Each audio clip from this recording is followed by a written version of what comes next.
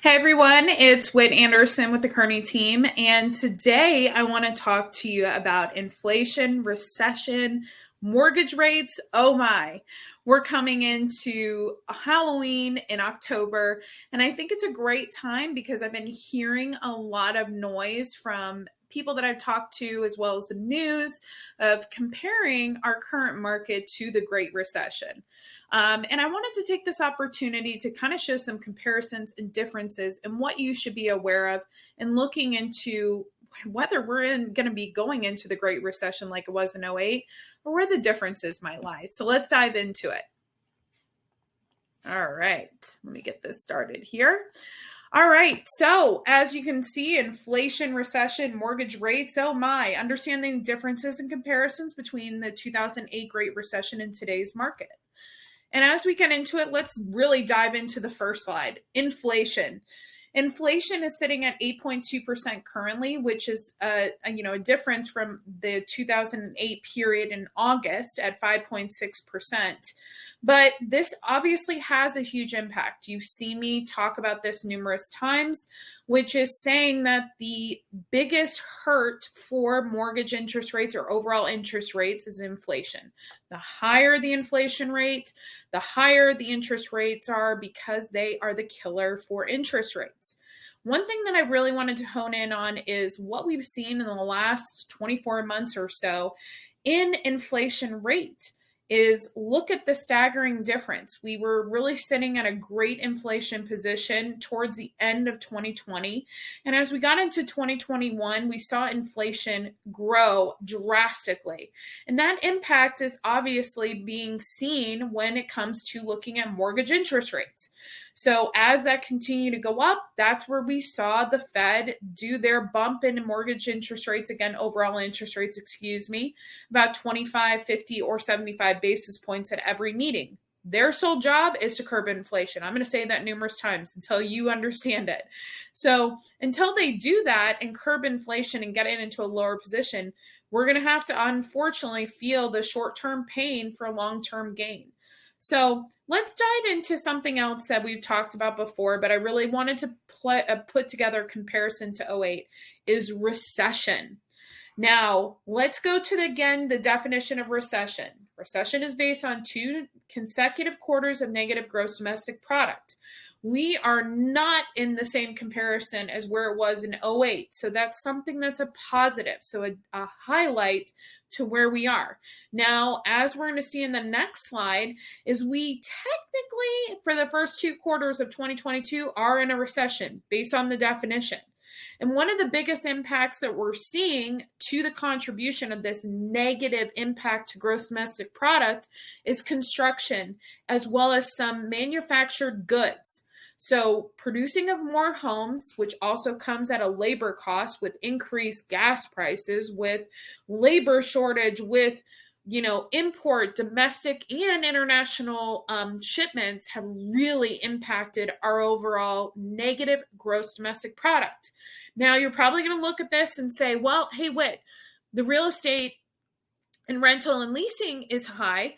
Well, yeah, a lot of people are really scared of where the mortgage interest rates are. The housing market can't find a home because low inventory as far as homes that are out there. And there's an increase in rental market because people are going, I'm just going to rent for a little bit longer because I'm too scared or what it may be. And yeah, we do see an increase. We've also seen really an increase in the last 6 years in the housing industry. So we're still going to see an improvement in that. But remember, annually, nationally, rentals are going up about 7% annually. So again, as I talked about in numerous presentations, is if you can buy now with a fixed rate that will not change, instead of continuing to rent and every year your rent goes up 7%, why wouldn't you consider doing it? And even where the mortgage interest rates sit, it's still a good time to buy. Some other things that we want to dive into as a comparison is gas prices. This was shocking to me.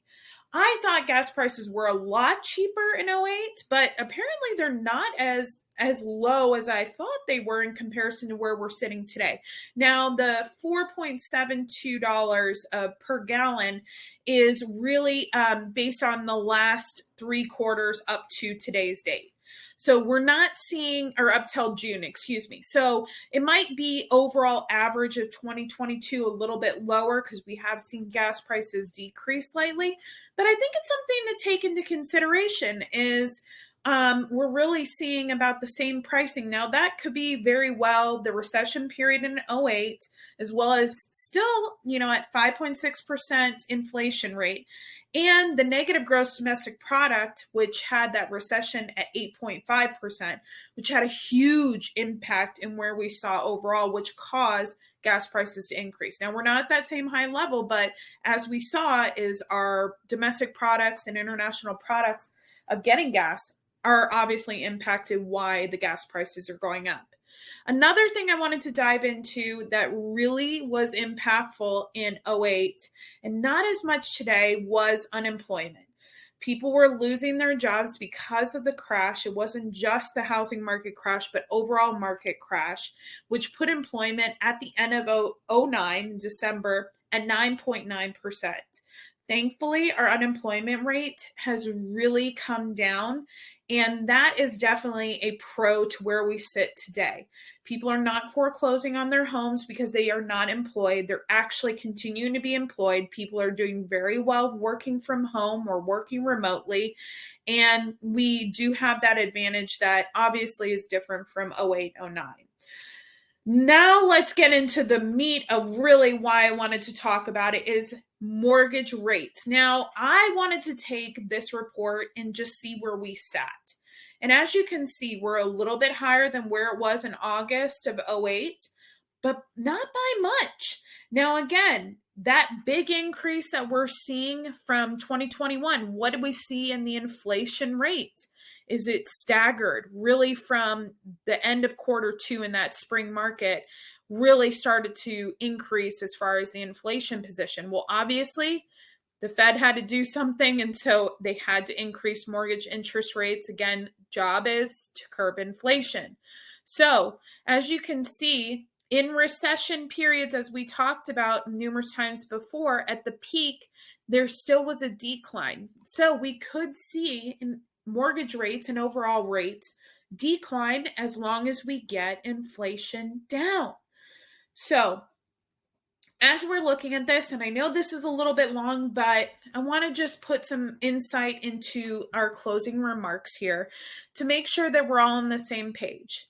My biggest thing is this is going to be short-term pain for long-term gain. We're seeing about a difference of 2.6% in inflation from '08 to 2022. And again, we saw that drastic increase in inflation starting in the spring of 2021. And the Fed is trying to curb that inflation. And until they do, yes, we are going to feel the pain. But remember, it's short-term pain for long-term gain. The gains that you're going to get right now, if you do purchase, is getting into a home now. It'll allow you to gain equity, avoid increase in appreciation rates by waiting. And again, as we talked about, rentals nationally are going up 7% annually. So take advantage, even with the interest rates where they stand today, the opportunity to get a fixed rate with the chances that you could refinance to lower your rate and lower your monthly payment down the line. Now, what are some of the pros and cons of today's market? Well, pro, yes, we are technically 2 negative quarters of negative gross domestic product, which tell us we're in a recession. But as we saw, recession periods tend to lower the mortgage interest rates overall. So we could see a potential of interest rates lowering in the next 12 months as long as we can curb the inflation position. We are not at a high in unemployment rate. We're sitting very well in comparison to '08, '09. And the mortgage lending industry overall has changed exponentially from the Great Recession. We have stricter laws. major changes to our lending practices that eliminate us from approving borrowers without verified income, assets, documentation. And really, there is a drastic change. We are very strict and stringent about our lending practices based on these laws that were put in place to save from having a mortgage crash.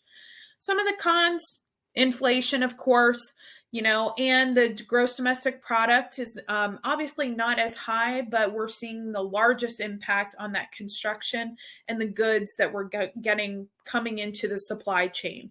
So we need to see the change to that. Are we going to see a housing market crash like 08 and 09? My opinion, no way.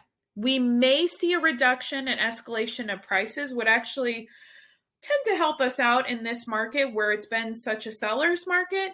But again, I don't think we're going to see a period. We have so many regulations and laws in place that have been implemented for us that we can really, it's not going to change, or it's not going to be as bad as it was in 08, 09. It can't, based on what we have. So in closing, I hope that this gives a little bit of breath, especially if you were considering whether we're headed into the housing market crash like 08, 09, or you have a borrower that's really on the fence about purchasing. There's going to be opportunity, and I'm going to leave with this. Again, short-term pain for long-term gain. There will be an opportunity of refinancing and taking advantage of lower mortgage interest rates as long as the Fed is continuing to do their job and we have some changes in our recession period as well as our inflation, so that mortgage rates won't be an oh my or scary or spooky situation. So if you want this presentation or wanted to dive deeper into some analysis to help you with your clients, reach out to the Kearney team and we are happy to help. Thank you so much and